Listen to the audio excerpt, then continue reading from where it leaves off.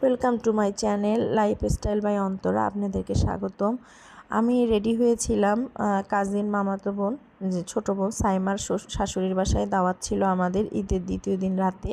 তো আমি আর আম্মু আমাদের বাসা থেকে এদিক থেকে চলে যাব আমাদের গাইবান্ধাতে, যেহেতু এক মানে পাশাপাশি পাড়া বলা যায়, তো কাছাকাছি হয়। আমি আর আম্মু একটু রাত করে রেডি হয়েছিলাম, আম্মু নামাজ পড়ে রেডি হয়েছিল। তো যাওয়ার সময় স্বপ্ন সুপার শপ থেকে আমি বাচ্চাদের জন্য চিপস আর পেপসি নিয়েছিলাম, কারণ সবাই তো দই মিষ্টি নিয়ে যাবে, আর আমি যেহেতু বড় বোন তো আমাকে তো কিছু নিয়ে যেতেই হবে, যেহেতু বাচ্চারা ছিল তাদের জন্য আমি নিয়ে গিয়েছিলাম। তো গিয়ে দেখি ছেলেদের ব্যাচ খাওয়া শেষ, আমরাও গল্প করতে করতে আমাদের খাওয়ার টাইম হয়ে গেছে। এত মানে অনেক আইটেম, এত ভেরিয়াস আইটেম যে আমি কোনটা থুয়ে কোনটা খাবো, আর অল্পতেই পেট ভরে গিয়েছিল এত বেশি খাবার দেখে। তো যাই হোক, খাওয়া দাওয়া শেষ করে, আর প্রিমার যেহেতু সামনের মাসে ফ্লাইট, ও কানাডা চলে যাচ্ছে, এটাই হয়তো বা আমাদের একটা লাস্ট গেট টুগেদার ছিল আপাতত।